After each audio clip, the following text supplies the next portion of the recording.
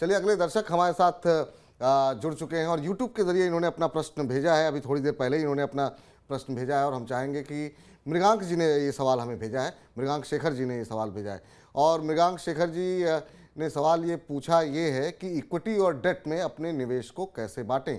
तो अब से कुछ मिनटों पहले ही इनका ये प्रश्न हमारे पास आया है। इन्होंने यूट्यूब पे ये सवाल पूछा है कि कितना हिस्सा इक्विटी और कितना हिस्सा डेट। एक आइडियल पोर्टफोलियो बनाना हो अगर, तो फिर किस तरीके का वो होना चाहिए? लॉन्ग टर्म में क्या केवल इक्विटी फंड ही बेहतर रिटर्न देंगे, जैसा कि अभी आप जिक्र कर रहे थे? तो ये आपको सुनते हुए इन्होंने एक सवाल पूछा है कि इक्विटी और डेट में अगर एक बैलेंस बनाना हो तो कैसा होना चाहिए? लॉन्ग टर्म के लिए क्या पूरे पैसे इक्विटी में होने चाहिए या कुछ हिस्सेदारी डेट फंड की भी होनी चाहिए?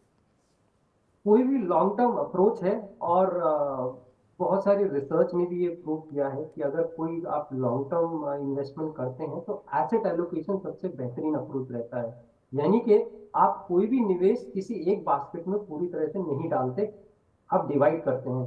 अब इस पे आते हैं कि कितना इक्विटी होना चाहिए, कितना डेट होना चाहिए। देखिए, अगर हम एक आइडियल पोर्टफोलियो की बात करते हैं, आपके रिस्क एपेटाइट पे नहीं जाते हैं, तो लॉन्ग टर्म अवधि में 60-40 का रेशो बेहतर हो सकता है। 60 इक्विटी, 40 डेट में आप जाते हैं तो एक अच्छा पोर्टफोलियो आप क्रिएट कर सकते हैं इस डिवीजन के अंदर।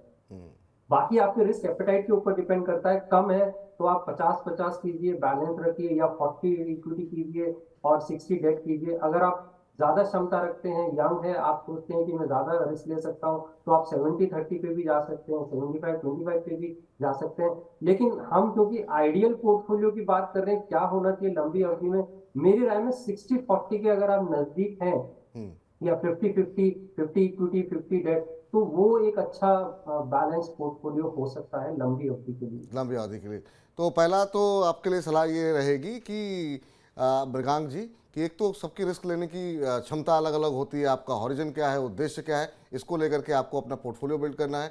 आदर्श स्थिति जो होती है वो ये होती है कि 60% हिस्सा वो इक्विटी में रहे और 40% हिस्सा डेट में रहे। लेकिन ये इस पर निर्भर करता है कि आपकी उम्र क्या है, आप कितना रिस्क ले सकते हैं, कितना रिस्क लेना चाहते हैं। तो इन छोटी छोटी बातों का ध्यान आपको रखना होगा, क्योंकि जब आप रिटायरमेंट के पास होते हैं तो आपको इक्विटी का एक्सपोजर कम करना होगा, क्योंकि रिस्क लेने की क्षमता आपकी घट जाती है। आपको सुरक्षित पैसे चाहिए अपने, जो आपने बचाए हैं। 2023 से को लेकर के आपकी क्या कुछ उम्मीदें हैं, क्योंकि अब नया साल शुरू होने वाला है? दूसरा महत्वपूर्ण सवाल ये है कि बजट को लेकर के एमफी की तरफ से कई सारी उम्मीदें की गई हैं, खासतौर से कैपिटल गेन टैक्स को लेकर के।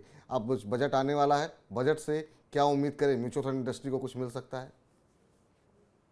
देखिए, अब कैसा रहेगा अगला साल, तो डेट के लिए तो हम जिक्र कर ही रहे थे कि डेट म्यूचुअल फंड के लिए अच्छा हो सकता है। अभी इंटरेस्ट रेट थमा नहीं है।